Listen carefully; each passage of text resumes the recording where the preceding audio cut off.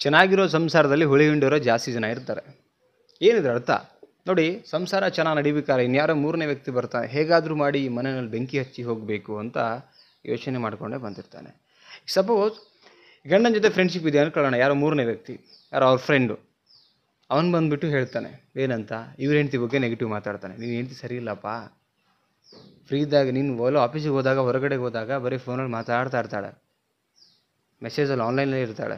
ಯಾರೋ ಮೂರನೇ ವ್ಯಕ್ತಿ ಬಂದು ಹೇಳ್ತಾನೆ. ಯಾರಿಗೆ ಮೂರನೇ ವ್ಯಕ್ತಿ ಅಂದರೆ ಯಾರು? ಈ ಗಂಡ ಹೆಂಡತಿಗೆ ಅವರು ಮೂರನೇ ವ್ಯಕ್ತಿ, ಅವ್ರ ಸಂಸಾರಕ್ಕೆ ಸಂಬಂಧಪಟ್ಟ ವ್ಯಕ್ತಿ ಅಲ್ಲ ಅವನು, ಅವನ ಫ್ರೆಂಡ್ ಇರ್ಬೋದು, ಏನೇ ಇರ್ಬೋದು, ಬಂದು ನೆಗೆಟಿವ್ ಮಾತಾಡ್ತಾನೆ, ಅಂದರೆ ಅವ್ರ ಹೆಂಡತಿ ಬಗ್ಗೆ ಮಾತಾಡ್ತಾನೆ.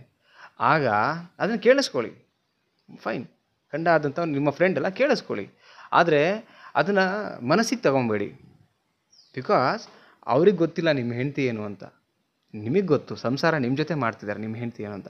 ಇದೇ ಥರ ಗಂಡನ ಬಗ್ಗೆನೂ ಯಾರೋ ಮೂರನೇ ವ್ಯಕ್ತಿ ಬಂದು ಹೇಳ್ಬೋದು, ನಿಮ್ಮ ಗಂಡ ಸರಿ ಇಲ್ಲರಿ, ಹೊರಗಡೆ ಹೋದ್ರೆ ಯಾವುದೋ ಹೆಂಗ್ಸ್ ಜೊತೆ ಓಡಾಡ್ತಿದ್ದಾನೆ, ಯಾರೋ ಒಟ್ಟಿಗೆ ಫೋನಲ್ಲಿ ಮಾತಾಡ್ತಿದ್ದಾನೆ, ಬೈಕಲ್ಲಿ ಕರ್ಕೊಂಡು ಓಡಾಡ್ತಿರ್ತಾರೆ, ಏನೋ ಅಂತಾರೆ ಅಂತ ಅಂದ್ಕೊಳ್ಳೋಣ. ಮೂರನೇ ವ್ಯಕ್ತಿ ಯಾರೋ ಬಂದು ಇಲ್ಲಿ ಅಂದರೆ ಇವರಿಗೆ ಹೆಂಡತಿ ಫ್ರೆಂಡ್ ಬಂದು ಯಾರೋ ಹೇಳ್ಬೋದು, ಅಥವಾ ಯಾರೋ ಗಂಡ ಮಗ ಬಂದು ಹೇಳ್ಬೋದು, ಹೊರಗಡೆ ಹಿಂಗೆ ಮಾಡ್ತಾರೆ ನೀನು ಯಜಮಾನ ಅಂತೇಳಿ.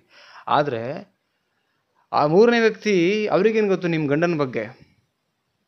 ಸಂಸಾರ ನಿಮ್ಮ ಜೊತೆ ಮಾಡ್ತಿರೋದು.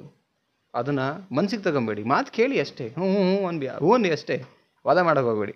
ಆದರೆ ನಿಮ್ಮ ಗಂಡ ಏನು ಅಂತ ನಿಮಗೆ ಚೆನ್ನಾಗಿ ಗೊತ್ತಿರಬೇಕು. ಬಿಕಾಸ್ ಸಂಸಾರ ಮಾಡ್ತಿರೋದು ಅಲ್ಟಿಮೇಟ್ಲಿ ನೀವು ಒಬ್ರಿಗೊಬ್ರು.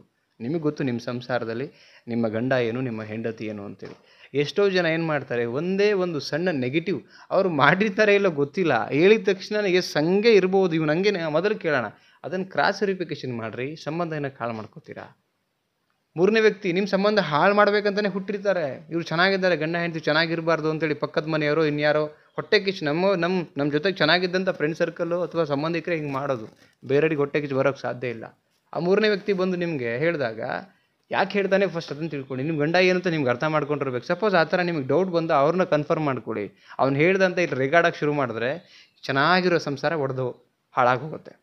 ಎಷ್ಟೋ ಜನ ಹೇಳಿದ ತಕ್ಷಣ ನಂಬಿಡ್ತಾರೆ.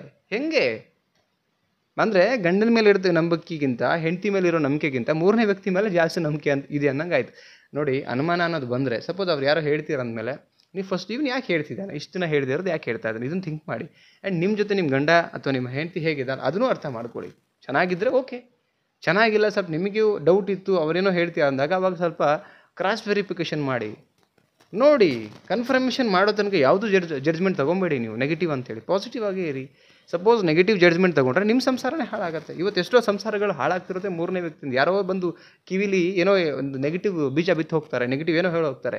ಅವ್ರ ಉದ್ದೇಶ ಇವ್ರ ಸಂಸಾರ ಹಾಳಾಗಿ ಹೋಗಲಿ ಅಂತ. ಇದು ಇವ್ರಿಗೆ ಗೊತ್ತಿರಲ್ಲ ಆ್ಯಕ್ಚುಲಿ. ಪಾಪ ಅಣ್ಣ ಕರೆಕ್ಟಾಗಿ ಹೇಳ್ದ ಅಂತ ಹೆಂಡತಿ ನಂಬಿಡ್ತಾಳೆ, ಬೇರೆ ಯಾರೋ ಮೂರನೇ ವ್ಯಕ್ತಿ ಬಂದು ಹೇಳಿದ ತಕ್ಷಣ, ಅಥವಾ ಇವ್ರಿಗೆ ಯಾರೋ ಅವ್ರ ಹೆಂಡತಿ ಬಗ್ಗೆ ಹೇಳಿದ ತಕ್ಷಣ ಆಗಿರ್ಬೋದು ಅಂತ. ಅಲ್ಲ, ಅದು ನಿಮಗೆ ನಿಮ್ಮ ಹೆಂಡತಿ ಮೇಲೆ ಸಂಶಯ ಬಂದರೆ ನೀವು ಅದನ್ನು ಕನ್ಫರ್ಮೇಷನ್ ಮಾಡ್ಕೊಳ್ಳಿ. ಮೂರನೇ ವ್ಯಕ್ತಿಯಿಂದ ತಿಳಿದು ಮಾಡೋ ಅವಶ್ಯಕತೆ ಇಲ್ಲ ಇಲ್ಲಿ. ಅಥವಾ ನಿಮ್ಮ ಗಂಡನ ಮೇಲೆ ನಿಮಗೆ ಸಂಶಯ ಆದರೆ ನೀವು ಮಾಡಿ. ಇವತ್ತು ಎಷ್ಟೋ ರಿಲೇಷನ್ಶಿಪ್ಪಲ್ಲಿ ಅದೇ ತಾನೇ ಆಗ್ತಿರೋದು. ಕೂರಿಸ್ಕೊಳ್ಳಿ, ಹೇಳಿ, ಮಾತಾಡಿ. ಮೂರನೇ ವ್ಯಕ್ತಿ ಬಂದು ನಿಮ್ಮ ಜಗಳನ ಸರಿ ಮಾಡೋ ಆ ಹಂತಕ್ಕೆ ನೀವು ಹೋಗಬೇಡಿ. ಆ್ಯಂಡ್ ಅವರಿಗೂ ಕರೆಸಿ ಕೂರಿಸ್ಕೋಬೇಡಿ. ಸಪೋಸ್ ಮೂರನೇ ವ್ಯಕ್ತಿ ಬಂದರೂ ಫೈನಲಿ ಇಲ್ಲಿ ಡಿಸಿಷನ್ ತೊಗೊಬೇಕಾಗಿರೋದು ಯಾರು? ನೀವಿಬ್ರೇನೆ. ನಿಮ್ಮ ಸಂಸಾರಕ್ಕೆ ನೀವೇ ಅಡಿಪಾಯ, ನೀವೇ ಮೂಲ. ಸೊ ಅದಕ್ಕೋಸ್ಕರ ದಯವಿಟ್ಟು ಮೂರನೇ ವ್ಯಕ್ತಿ ಯಾರೇ ಬಂದು ಏನೇ ಹೇಳಿದ್ರು ಅಲ್ಲಿ ಸಂಸಾರ ಒಡೆಯೋದಕ್ಕೋಸ್ಕರ ಇರುತ್ತೆ ಮೊದಲನೇ ಉದ್ದೇಶ. ನಂಬಕ್ಕೆ ಹೋಗ್ಬೇಡಿ. ಸಪೋಸ್ ಹಾಗಿದ್ರೂ ಅದನ್ನು ಕನ್ಫರ್ಮೇಷನ್ ಮಾಡ್ಕೊಳ್ಳಿ. ಅದಾದಮೇಲೆ ನೀವು ಸ್ಲೋಲಿ ಡಿಸಿಷನ್ ತೊಗೊಳ್ಳಿ. ಓಕೆ, ಈ ವಿಚಾರ ನಾನು ಯಾಕೆ ಇದನ್ನು ಇನ್ಫಾರ್ಮೇಷನ್ ಕೊಡಬೇಕು ಅಂದರೆ ಎವ್ರಿ ಡೇ ಕೌನ್ಸಿಲಿಂಗ್ ಮಾಡ್ಬೇಕಾದ್ರೆ ಏನೋ ಒಂದು ಇಲ್ಲ ಇಲ್ಲಿ ಈ ಥರದ ವಿಚಾರಗಳು ಬಂದಾಗ ಎಲ್ಲೋ ಒಂದು ಕಡೆ ಇನ್ಫಾರ್ಮೇಷನ್ ಶೇರ್ ಮಾಡಬೇಕು ಅನ್ನೋದಕ್ಕೋಸ್ಕರ ಮಾಡಿದ್ದೀನಿ. ನಿಮಗೇನು ಅನಿಸ್ತು ಕಮೆಂಟ್ ಮಾಡಿ ತಿಳಿಸಿ. ಆ್ಯಂಡ್ ಲೈಕ್ ಮಾಡಿ, ವಿಡಿಯೋನ ಶೇರ್ ಮಾಡಿ, ಚಾನಲ್ಗೆ ಹೊಸಬ್ರಾಗಿದ್ದರೆ ಸಬ್ಸ್ಕ್ರೈಬ್ ಮಾಡಿ, ಸಪೋರ್ಟ್ ಮಾಡಿ. ಮತ್ತೊಂದು ಟಾಪಿಕಲ್ಲಿ ಸಿಗ್ತೀನಿ. ನಮಸ್ತೆ.